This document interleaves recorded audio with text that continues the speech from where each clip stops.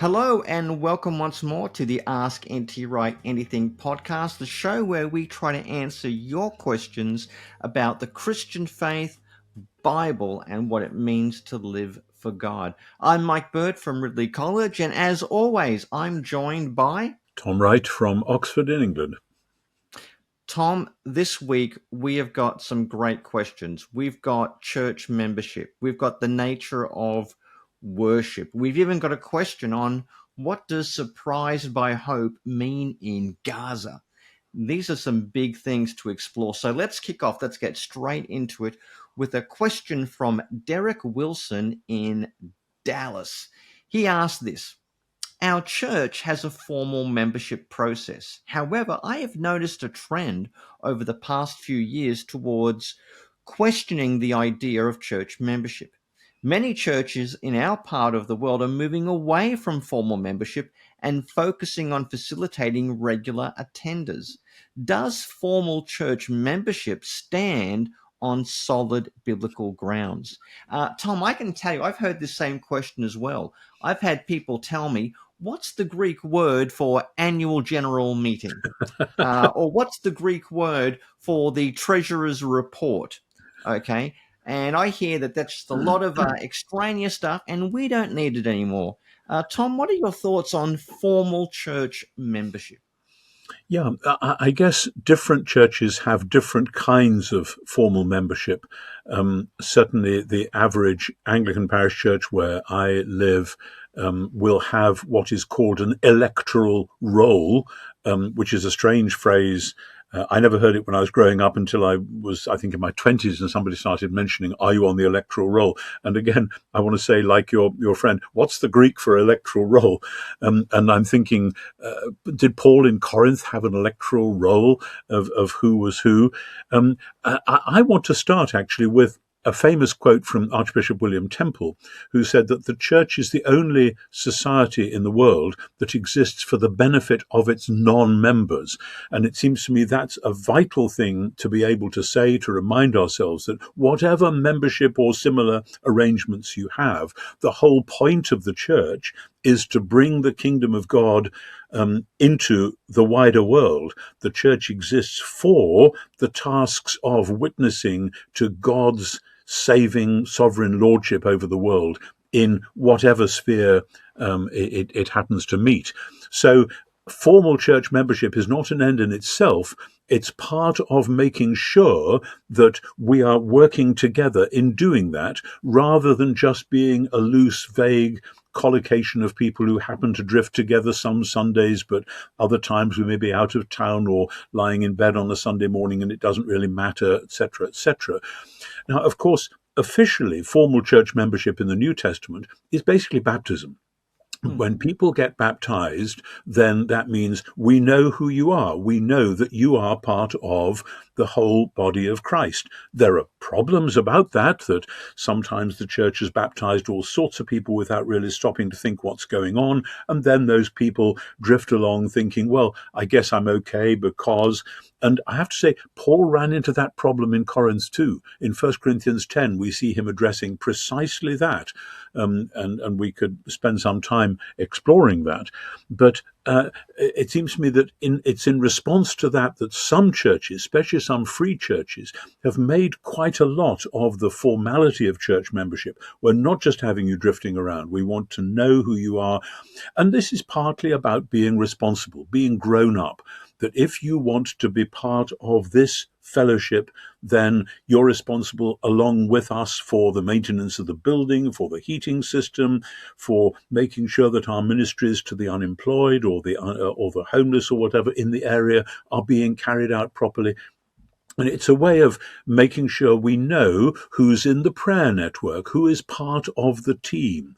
Now, most churches, I think, have different kind of layers of that. There's some people who will be working right in the middle of it, maybe salaried, maybe not, but who will be very much part of a core group. Sometimes that is formalized. Sometimes it just kind of happens. But my sense is, unless there is some sort of formality at some level, then things can often get muddled and mistaken impressions can be given as to who's in charge of this or who's supposed to be doing that. Now, part of this is about organizations growing up. When a church begins, when a new church is planted, there may be only half a dozen people there, and then in a month or two there may be more, a few dozen, and it's all very free and easy to begin with. But at some point, you do have to decide who is going to make sure that the lights get turned off at the end of Sunday night, and all that sort of thing. So there's got to be some kinds of formality, the larger that a particular fellowship gets. But I don't think it stands on solid biblical grounds to say that we have to have a particular form with voting rights and different groupings and so on. I think this is part of the practical wisdom of different Christians in different circumstances, quite apart from anything else.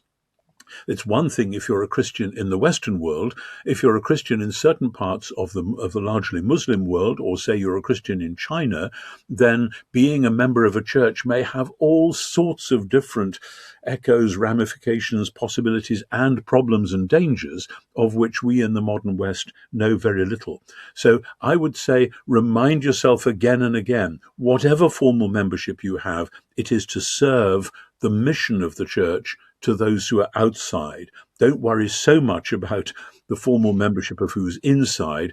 Worry about how we can best be structured to serve the world outside with the good news of the kingdom. Thanks, Tom. That's great because my youngest daughter is about to go to a church membership class because she's looking at becoming a member, and it's good to have stuff like this because people need to understand the rationale of why to be a member in their church, and it's simply a means to an end, the end so that you can serve with your own church in all the appropriate way with checks and balances and everything like that. And But responsibilities. yeah, exactly. Well, let's move on. Let's get into a bit of controversy here, Tom, because about 20 years ago, let me back up. This is a question from Craig Beard, who points out that nearly 20 years ago, N.T. Wright was quoted as saying, "I have friends who I am quite sure are Christians who do not believe in the bodily resurrection." At the time, his statement caused a bit of a stir, and more recently, one of my sons, who has read and appreciated N.T. Wright's books, brought it to my attention and expressed concern about it. My question is, does N.T. Wright still stand by what he said then, or has he changed his view over time? So, Tom, do you need to believe in a physical bodily resurrection, as you've argued in resurrection of the Son of God, in order to be a Christian? Thanks, Mike, and thank you to Craig for this question. And like all quotations taken out of context, in order to understand it, you have to go back into the context. And I think that the context came originally from a book which I wrote 25 years ago with my late lamented friend Marcus Borg, an American theologian and writer who he and I studied the same time in Oxford. We didn't actually know each other then, but we had the same teacher. And when we did meet, we had a lot in common and we became good friends. And I'm still in touch with his widow and so on. Maggie and I stayed with them and they with us. And so I got to know Mark quite well. Now, Mark had come from a very fundamentalist Lutheran background where you had to believe this and this and this and this and this, and he'd found it all completely deadening and didn't do anything for him and so on. And then he gave it all up. But then in early middle life, through a series of extraordinary spiritual experiences, he came back into faith, and Jesus became enormously important to him, and his prayer life took off again. But because he'd been kind of bullied as a young person by a kind of dogmatic, you've got to believe this, that, and the other, he had got into the position where anything like bodily resurrection, that was simply unspiritual. He was basically some kind of a Christian Platonist, and there have been many, many Christian Platonists who just don't think that the body matters that much. And Mark and I, one time when we were writing this book together, we were talking about prayer, and Mark told me quite humbly and quietly about his practice when he said he suffered from insomnia from time to time. And I said, so what do you do if you can't sleep? And he said, I pray my own version of the Jesus prayer with the rhythm of my breathing. I lie there and I'm praying, Lord Jesus Christ, you are the light of the world. Fill my mind with your light and my heart with your love. And I'll never forget that, the thought of him praying that. Lord Jesus Christ, you are the light of the world. Fill my mind with your light and my heart with your love. Now, someone who prays like that and someone who is earnestly acclaiming Jesus as the light of the world and seeking to make Jesus truth and life, his own truth and life, I want to say this man is a Christian. So why didn't he believe in the bodily resurrection? I want to say he's a muddled Christian. And I suspect that Marcus would probably have said the same about me. Tom, you're muddled because you think that the body actually matters. And I would say, well, yeah, that's because I think the whole Judeo-Christian worldview is about God loving bodies and resurrecting bodies and doing new creation. But where Marcus was coming from personally, pastorally, theologically, that was a bridge he was never going to cross. I have known other people cross that bridge.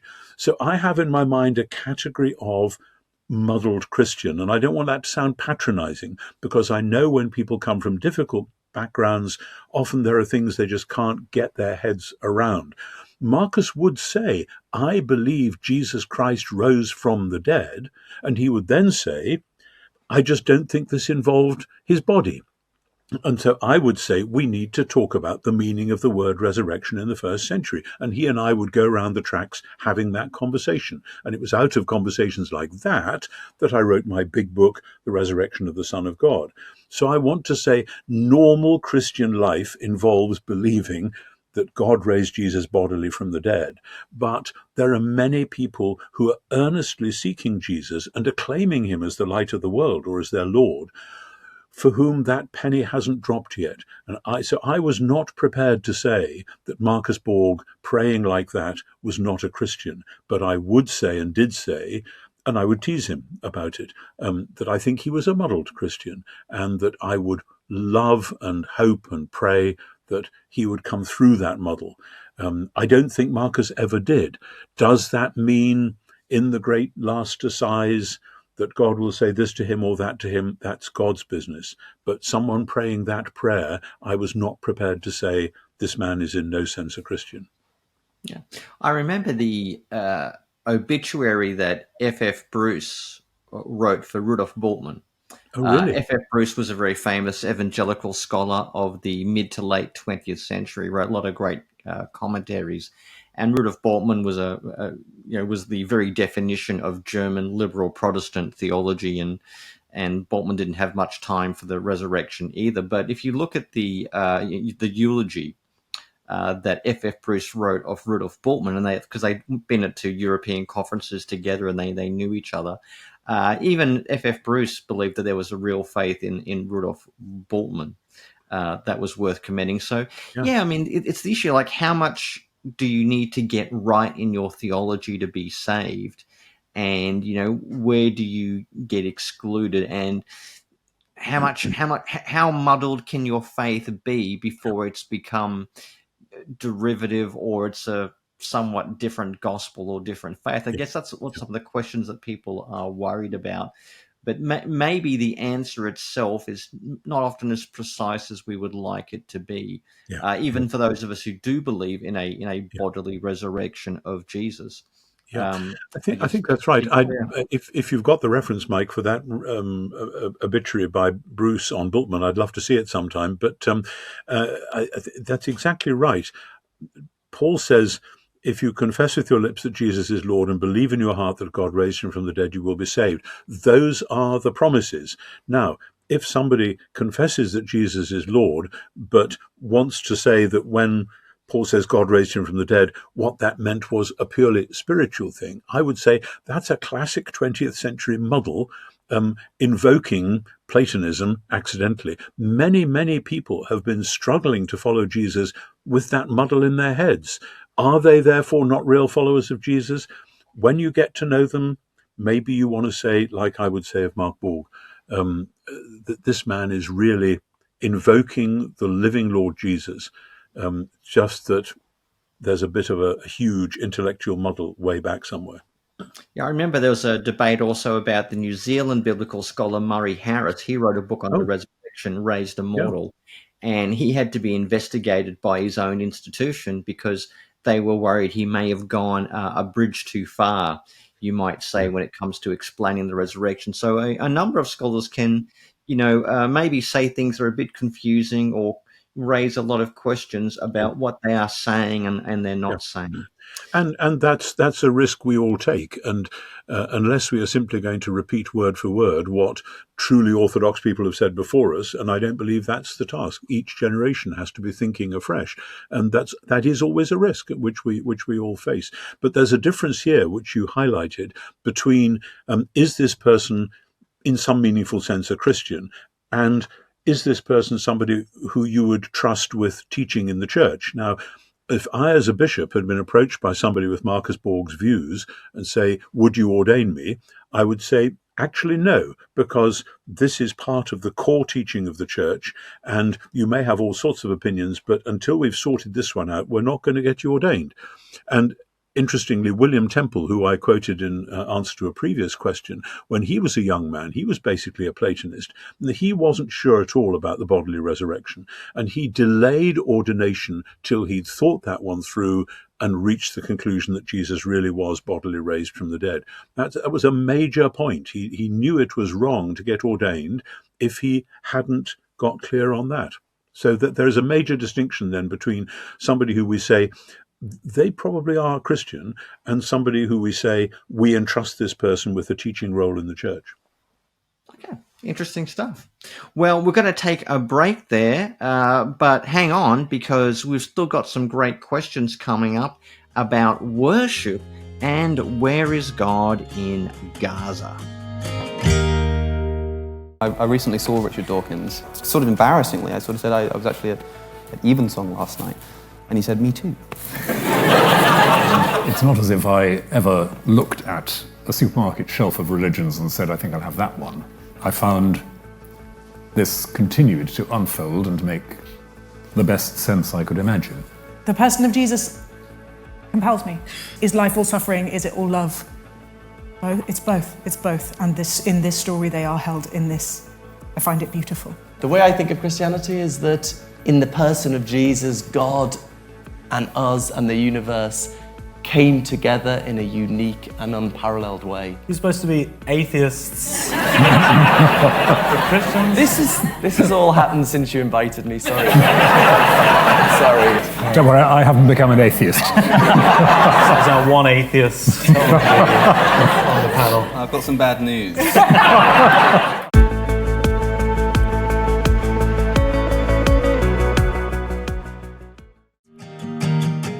Welcome back. We're glad you're with us on the Ask NT Wright Anything podcast. We've now got a question from Gail Cassande from the Bordeaux in France. And this is a good question, Tom. I really like this one. He says, what does it mean that we are made to worship God? If worship means the formal celebrations expressed through praying and singing, it seems odd to me that the God who chose to reveal himself in the humble person of Jesus would require eternal flattery from humanity.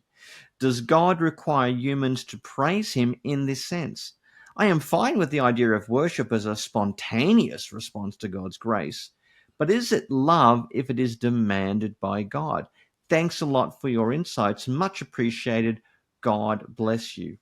Now, let me add to that, Tom. I don't know whether you've seen the TV show Big Bang Theory, but Sheldon Cooper and his girlfriend or wife, Amy, share their view about God. They say they have no problems of the idea about a deity, but one who needs attendance or worship baffled them. I think our good friend here is asking the same question. Does God need or demand our worship? Is God vain? Does he need perpetual flattery like some despot who needs to be surrounded by a court of sycophants? What's going on here, Tom? I think this question arises from a kind of typical European or North American deism of a distant God who we don't know very much about, but who seems to be demanding, as they say, attention or flattery or whatever, and the sort of sense of just what's going on here. If that's where you start, yes, I get that. But when I think of people that I know in new young churches today singing the kind of worship songs they sing, in many cases, these are people whose lives have been in a real mess, who have come to faith and who have found God working in their lives to do extraordinary new things, to heal them of past hurts, to open up new perspectives, vistas of truth, to give them the capacity to love one another in new ways. And when they come into church, you can see it on their faces because something has happened in their lives and they know who's done it. And it is the God revealed in Jesus and active by the Spirit who's done it. And they just want to come and say thank you. And just as in some human situations, when somebody does something amazingly generous, which transforms your situation, it would be extraordinary to think that you would say, oh, well, they don't want my flattery, so I don't need to write a letter or I don't need to go and say thank you.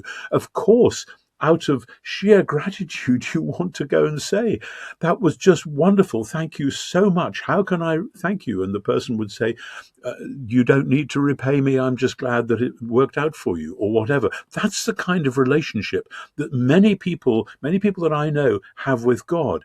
Now, those of us who've been Christians all our lives, it's easy for us to get stale and to forget that that stuff really does happen, that people's lives do get turned around, and that when that happens, there's no question, do I want to worship God, or should I, or is God demanding flattery? It's not flattery, it's sheer gratitude, overflowing, and that's at the heart of it. Now, if then somebody who has been regularly going to church and praying prayers and singing hymns, if they don't feel that gratitude, then there may be a question coming back at them, which God are you actually worshipping? And this question from Gail Kozendai talks about the God revealing himself in the humble person of Jesus. Yes, absolutely. But when we see what God achieved through humbling himself in the person of Jesus and submitting to death for our sake, as we've quoted in a previous session, the Son of God loved me and gave himself for me.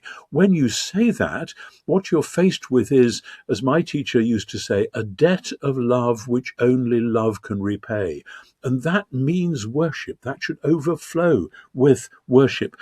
When I think of that, one of the examples that comes to my mind from a different sphere is if I go to a great concert. I'm lucky to live just down the street from a couple of concert halls, one small, one large. And when I go to a string quartet concert or symphony or a great oratorio, when the music reaches its peak and then comes to an end, applause is not something I have to say, oh, do they really want me to applaud? Do they need that kind of flattery? It's completely spontaneous. It's because the music has taken me somewhere. It's done something to me.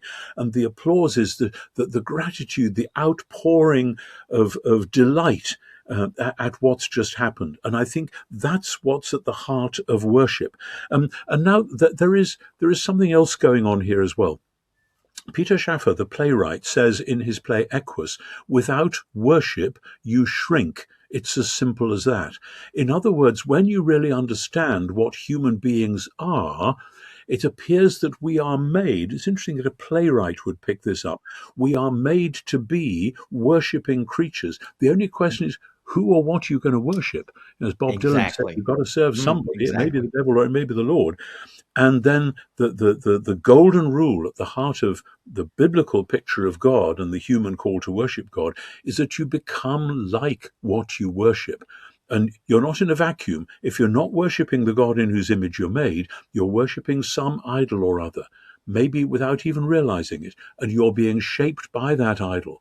So that which you worship is that which then shapes you. So there is a moral responsibility coming back at you. But initially, it always ought to be about delight and gratitude. That's a good way to put it. I love what you said about, like worship is inevitable and you become what you worship. I mean, that's something I share with my kids. Why do we go to church? Why do we worship God? Because if you don't worship, God, you will find something else to worship, Yeah. and it'll be incomparably wrong and less, and it will transform you into that thing you worship. Yeah. And so I think that's exactly right. I think you've answered Gail's question very well. But Tom, now I think we come to the main event. This is a question, and I think this has got to be easily one of the top 3 questions we've had on the new season of Ask NT Wright Anything so far. So this is from Lydia L. Sayega, I hope I've pronounced that right, who's in Atlanta. And let me share with you Lydia's question. She says, first of all, thank you for this podcast and for sharing the work of N.T. Wright, which has been transformative in shaping my understanding of Jesus' resurrection and hope. I'm hoping you can speak to something extremely painful for me and for many people around the world. For context, I am a Palestinian American Christian from Gaza, and I have been overwhelmed by the last year and a half of brutal genocide while my grandmother and other friends hang on for survival or can't. Along with all hospitals, most schools, most mosques, most homes, all the churches and Christian sites have been attacked, taking the lives of at least 3% of Christians in Gaza. All the homes of people in my family have been destroyed. What's incredibly disheartening on top of this is that Christians around the world, especially in the States and even in my own community, justify their killing and destruction and unabashedly support it and are painfully silent or inattentive to what's happening. There are very few Christians raising their voices on behalf of Palestinians, especially in the West. I look for Jesus in the church and I rarely find him, but I do see him in Gaza under the rubble with every child and adult. The work of N.T. Wright and other scholars has taught me to seek heaven coming to earth and the wonderful truth that I can participate in Jesus' work in bringing it. On the other hand, what I've seen in Gaza is worse than anything I've ever imagined hell would be. If the lake of fire is imagery or metaphor in the Bible, it is quite literal in Gaza. I think of the killing of Shaban al-Dalu or the first tent massacre on the 27th of May, 2024. The kingdom of God feels incredibly far away right now. So it feels wishful to ask, but how do you think followers of Jesus can participate in bringing heaven to Gaza, even as hell is being created there? Wow, Tom, that is one of the most heavy and heartfelt questions I think we've had. I think in this season of the program, maybe in all the seasons. But Yeah. Tom, what do you say to Lydia? Yeah.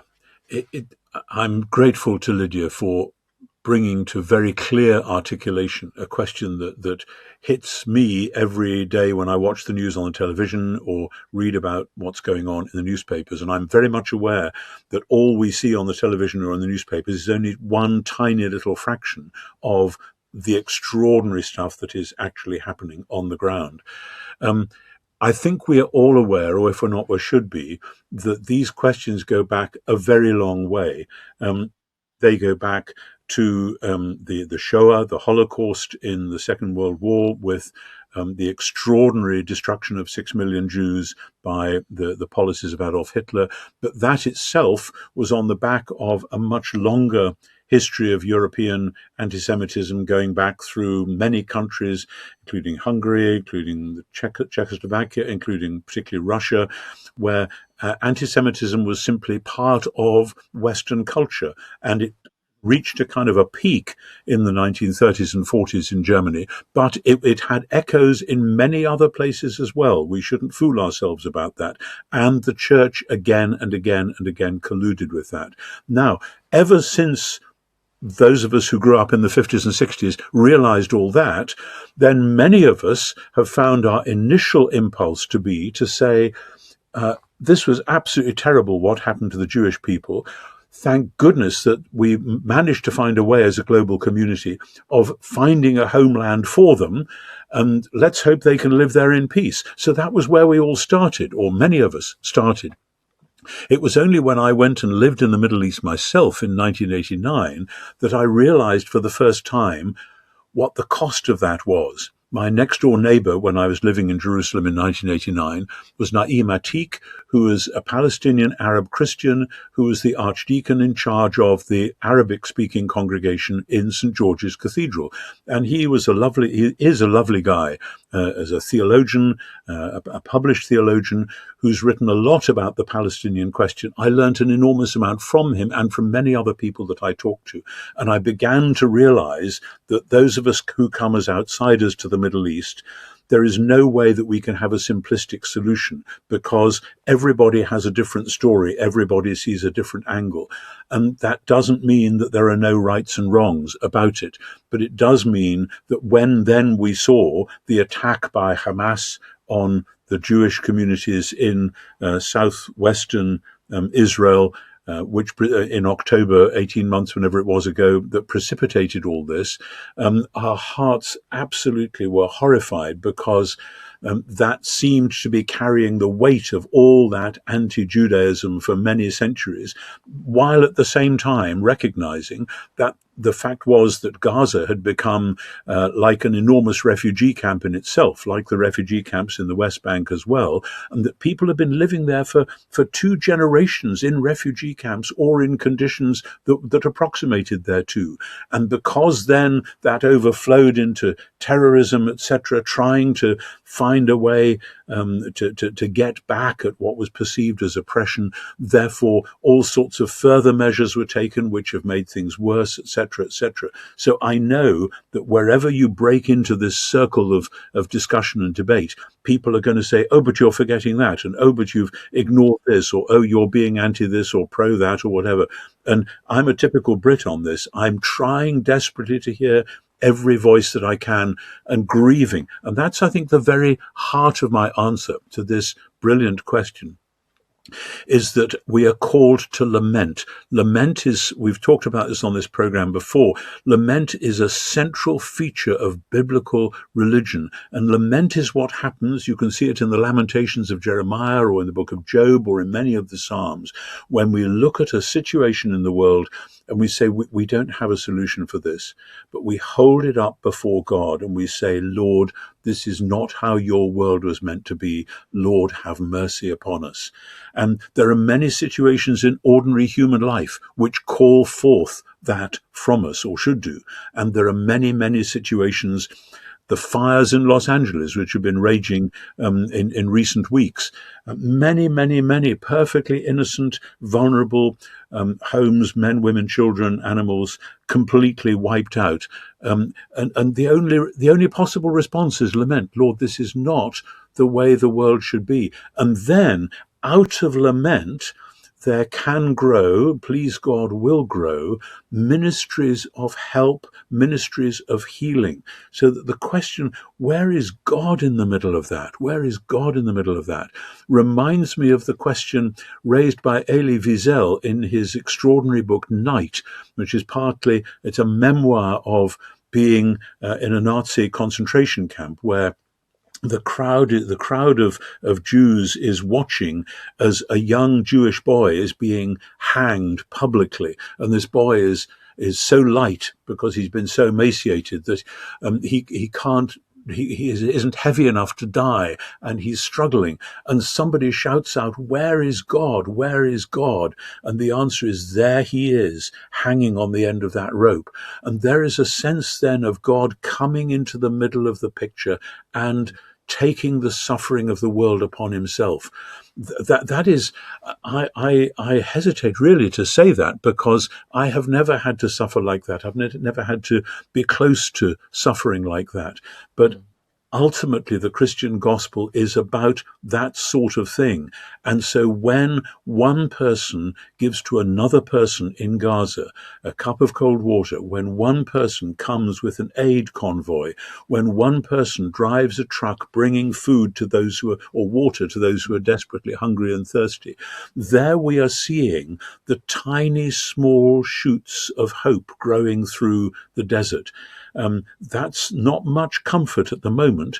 And then the other thing, which is in parallel with that, is that the churches should no longer be silent, and they have often been silent, and this question comes from America particularly, where for all sorts of understandable historical reasons, there has been massive support for the State of Israel, particularly, I would say, in the popular level dispensationalism, which has so distorted much popular level American Christianity, with the idea that what happened with the Jewish people going back to the Middle East in the 1940s, this was the fulfillment of prophecy, therefore it's restarted the eschatological timetable, therefore we've got to support it, whatever. I want to say that is simply rubbish. It always was rubbish. It's based on a series of totally misunderstood biblical texts, and it's sustained an ideology which then from America, because it doesn't really exist anywhere else other than America, except a few places here and there, that ideology has sustained American foreign policy towards the Middle East, which has generated and then sustained all sorts of things that have been going on. And in my country, we have a lot of Christians who are protesting about the plight of the Palestinians. One of my own children has become deeply affected by this and writes to me and talks to me on the phone and sends me books about it. So there are plenty of people who are aware of it, but we feel politically helpless because this is coming across so heavily from both the present Israeli government, despite, I have to say, a lot of protests within Israel itself. There are lots of people within Israel who look at the Palestinian problem and say, we should not be doing this. But equally, then the cry as well. So are you just supporting the terrorists? So we've somehow got to find ways through and out the other side. I have often thought that what the Middle East needs is something like what South Africa had under Desmond Tutu, a Commission for Truth and Reconciliation. I fear that that may be asking for the moon, but maybe there's churches we should be praying for that. Maybe Christian leaders in the Middle East should be trying to get together to work with people in government to say, please, can we read the Psalms together? Please, can we read the Gospels together? Please, can we look at ways in which this terror can actually stop recycling itself in generation after generation? So at the heart of it is lament. Within the lament is individuals or groups who can bring a small measure of healing and comfort. But the question of where is God is that God is, as he is in Jesus, there dying in the place of the sinners, dying on the rubbish heap outside Jerusalem, dying and sharing and bearing the pain of the world. And I think it's a sense of living with Good Friday and Holy Saturday, not knowing how long they are going to go on for. That is a terrible thing to say, and I feel awful as a Western Christian saying it, because we don't seem to be suffering in the same way, except by extension in our prayers for you and for that whole dire situation. I know that what I've said will probably start hairs running or people change the metaphor going down this or that rabbit hole, but this is, I think, how we can approach this biblically. Yeah, if I can add my 2 cents. Yeah, please. I would say, look, you don't have to support Hamas. You don't have to support the anti-Semitic antics that you get in universities. I mean, there's been a lot of anti-Semitism in Australia with dogs being graffitied and plans to do a mass bombing. You don't have to support that in order to feel sympathy or want mercy for the people in Gaza. And people have got to stop listening to one side of the news cycle. Well, I'm on the pro-Palestinian side, or I'm on the pro-Israel side. You've got to get out of those echo chambers. And one of the things I would encourage people to do is to, certainly Christians, is to listen to Palestinian Christians. You can read biographies by them, people like Michael Shakur, Mitri Raheb. And in fact, here, Tom, one of your former PhD students, John Anthony Dunn, great student, great guy. He has a podcast called the Two Cities Podcast. They did a whole series interviewing Palestinian Christians, and this was before the current conflict. I would definitely get people to go and listen to that series, because look, even if you don't agree with them, even if you're unsure or a bit wary, it will open your horizons. And we should all be praying for the peace of Israel and mercy in Gaza. I think we should all be able to agree on that. But anyway, that is all we have time for this week. Remember, we want to hear your questions, so send them to askntwright.com. We're sitting here waiting to answer. We've had some fantastic ones this week, and we look forward to a great many more. Remember also, you can follow Premier on various places like Instagram, Twitter, Facebook. It's a great way to connect with Premier and all of its great ministries and offerings. Otherwise, I've been your co-host, Mike Bird, and I've been with Tom Wright from Oxford. And we'll see you on the next episode of Ask NT Wright Anything.